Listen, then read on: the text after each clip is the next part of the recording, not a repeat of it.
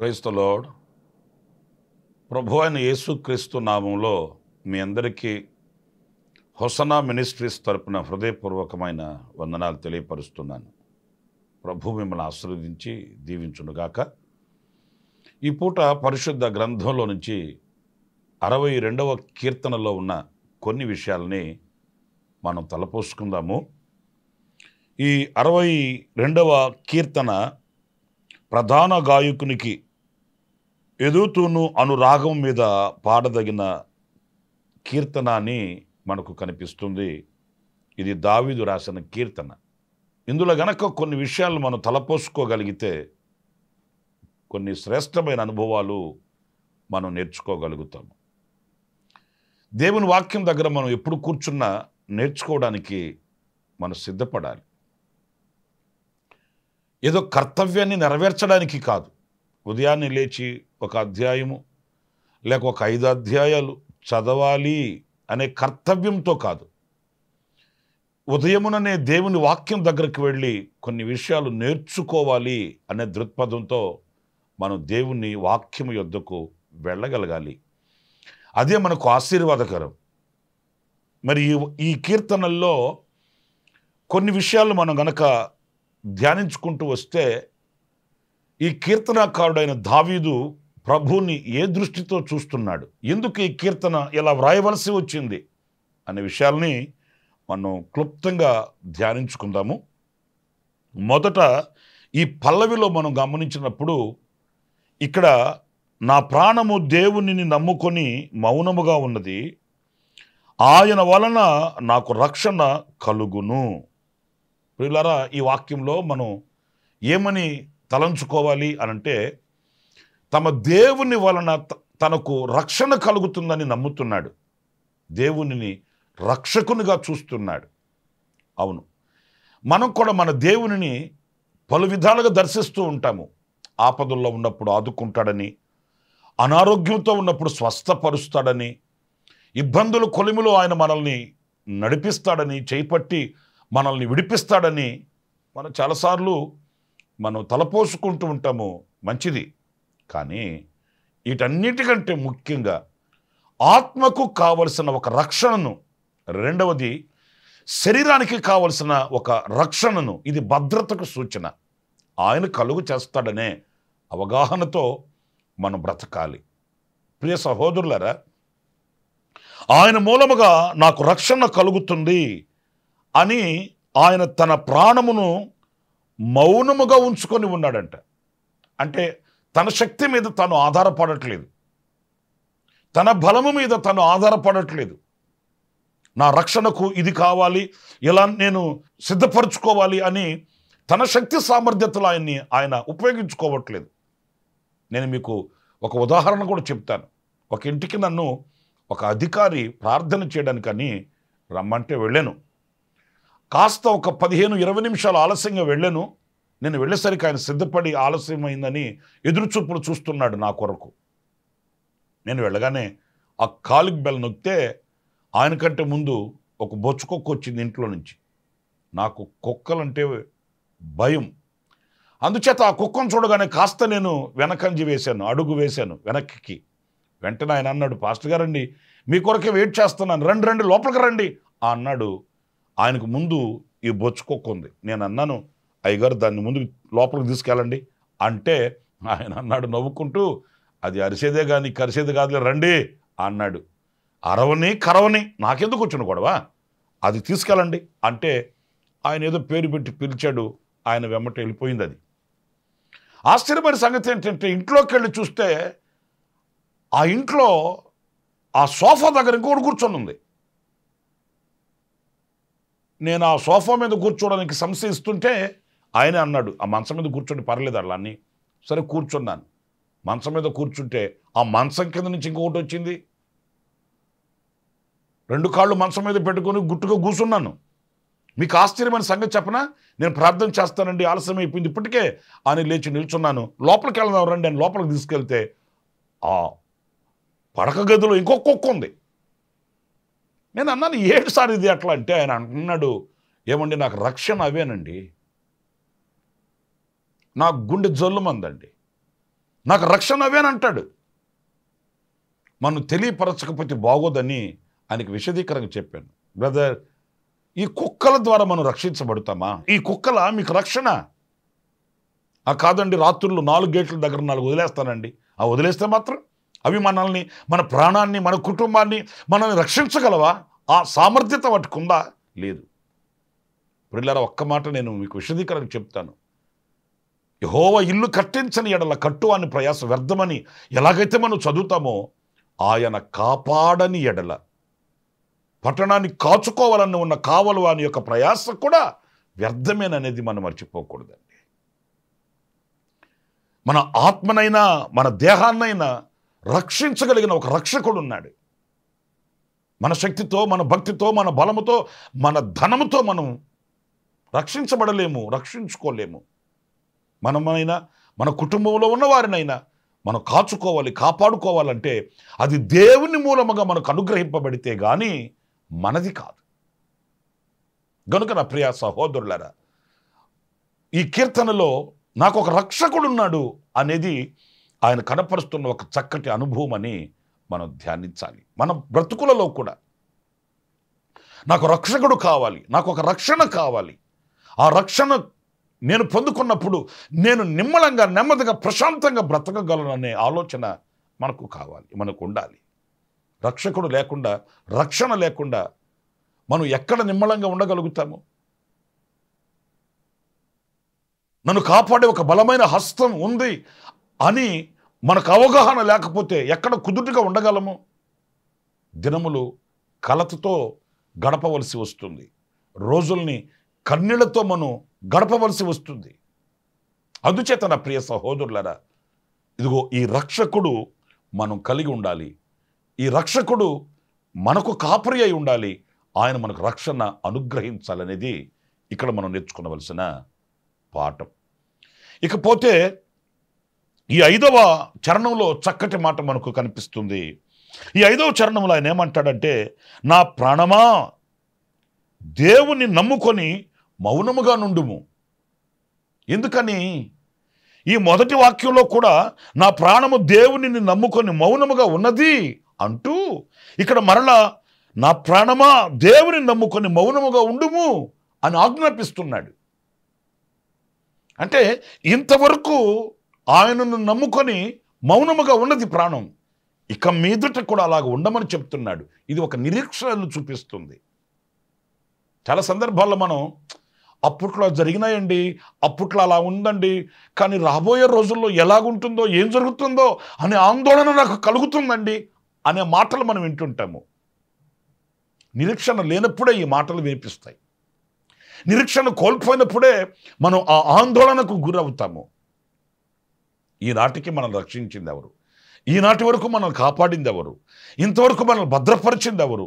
ఇంతవరకు సముద్రాలు దాటించి, నదులు దాటించి, ఉపద్రవాలను దాటించి, కీడును తప్పించి, మనల్ని రక్షించి ఈ రోజున సజీవులుగా ఉంచింది ఎవరు?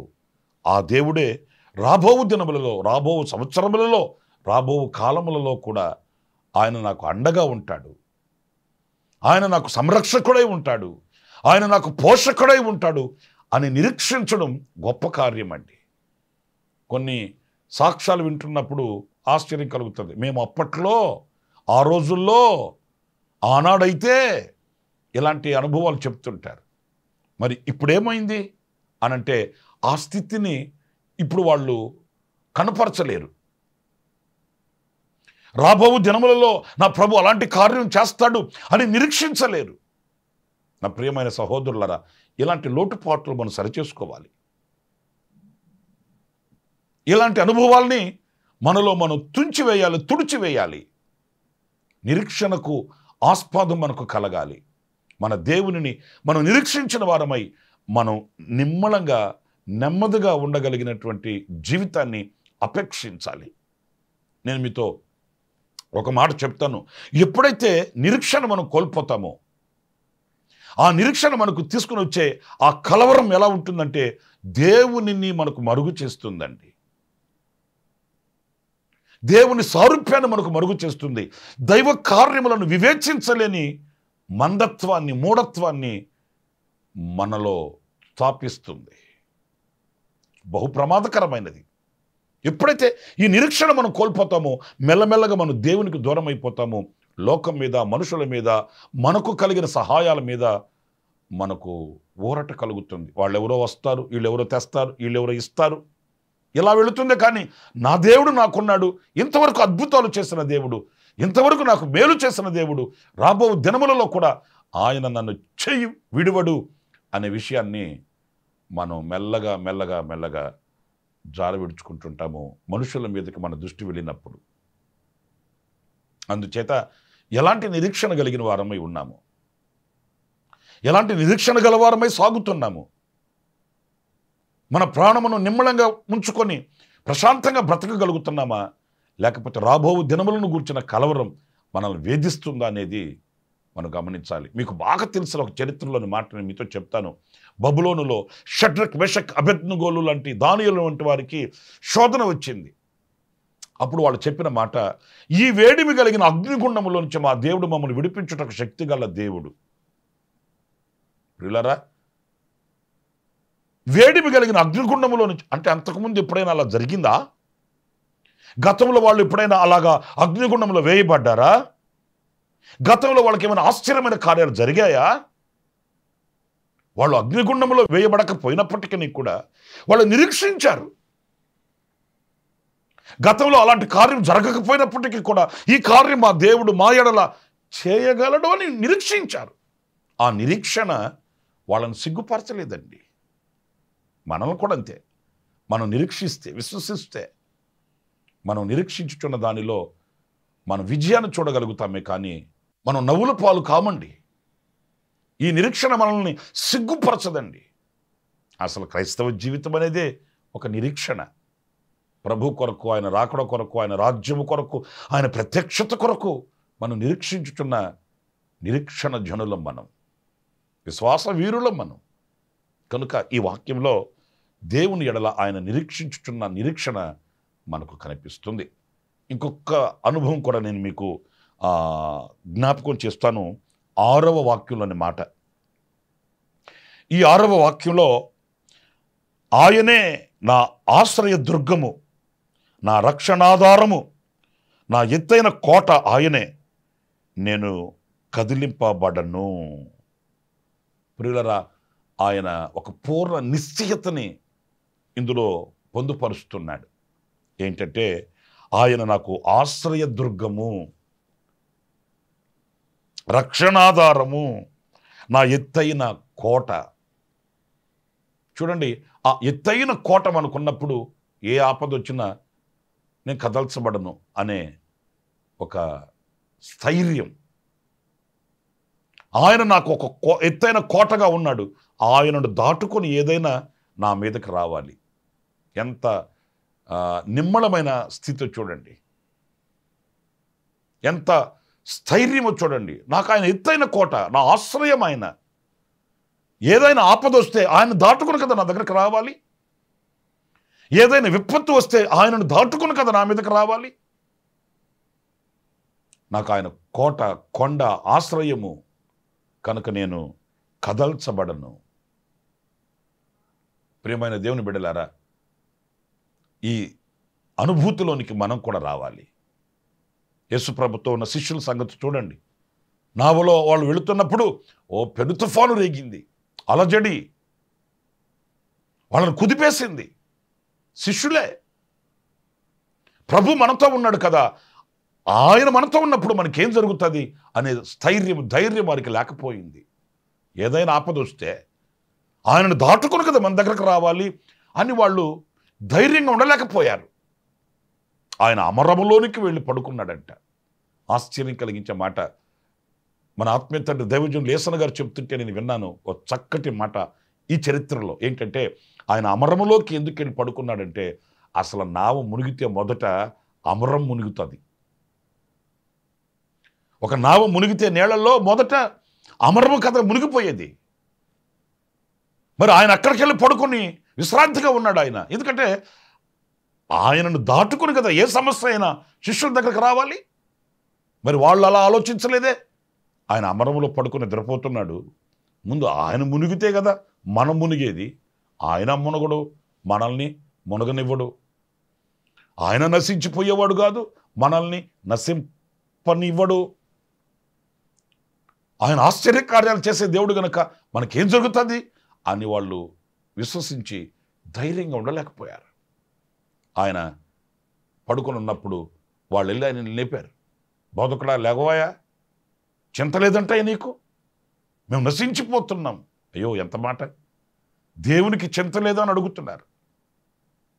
ఆయన వాళ్ళ హృదయాల్లో ఉన్న కలవరాన్ని చూశాడు, సముద్రం మీద ఉన్నటువంటి విపత్తును చూశాడు. ఆయన గాలిని సముద్రాన్ని గద్దిస్తే నిమ్మళమైపోయాయి. నా ప్రియమైన సహోదరులారా, నాకు ఆయన ఎత్తైన కోట, నా ఆశ్రయము, నా దుర్గము, నేను కదల్చబడను అనే ఒక మంచి సాక్షిగా మనం ఉండగలగాలి. ఆ దేవునిని పూర్ణంగా ఎరిగి ఆ దేవునిలో ఉన్న శక్తిని మనం కొనియాడగలగాలి. మనం అనేకులకు చెప్పగలగాలి. నా దేవునిని ఆశ్రయించిన వారికి ఏ కీడు రాదు, నా దేవునిని ఆశ్రయించిన వారిని ఆయన కాపాడుతాడు, కదలనివ్వడు అని మనం సాక్ష్యముగా చెప్పగలిగినటువంటి వ్యక్తులంగా మనం ఉండాలి. ఏమో ఆయన నమ్ముకున్నాను, ఆయన ఏం చేస్తాడో, చంపినా బ్రతికించినా ఏం జరుగుతుందో అని కాదు. నాకు ఆయన కోటగా ఉన్నాడు, నాకు ఆయన ఆశ్రయమై ఉన్నాడు. నేను ఆ ఆశ్రయంలో ఉన్నాను, నేను ఆ కోటలో దాచబడి ఉన్నాను అనే ఒక నిశ్చయత మనందరికీ కలిగి ఉండాలి. ఆ రీతిగా ప్రభు ఈ కడవరి దినములలో, ఈ కఠోరమైన ఈ కసాయి దినములలో అలాంటి నిరీక్షణ ప్రభు మనకు అనుగ్రహించి నడిపించాలని కోరుకుందాము. మనం కూడా ఆ రీతిగా అడుగులు వేసి దీవెన పొందుకుందాము. ప్రార్థన. తలలో ఉంచండి, కళ్ళు మూయండి. ఆశ్చర్యకరుడైన తండ్రి, జీవాధిపతి అయిన ప్రభువా మీకు వందనాలు. ఆనాడు మా పితరుడైన దావీదు పలికిన మాటల్ని మరొకసారి జ్ఞాపకం చేసుకొని జ్ఞప్తికి తెచ్చుకొని నైనా మమ్మల్ని సరిచేసుకోవడానికి మీరు అనుగ్రహించిన శ్రేష్టమైన అమూల్యమైన సమయం కొరకు స్తుతి చెల్లిస్తున్నాను. ప్రభువా, ఆనాడు మా పితరుడు పలికినట్లుగా మేము కూడా నైనా మేము మిమ్మల్ని రక్షకునిగా కలిగి ఉండడానికి, నైనా మీరు మాకు రక్షకుడుగా ఉన్నందున మేము ఏ విషయంలో సిగ్గుపడము అనే నిరీక్షణ కలిగిన వారమే ఉండడానికి సహాయం చేయండి.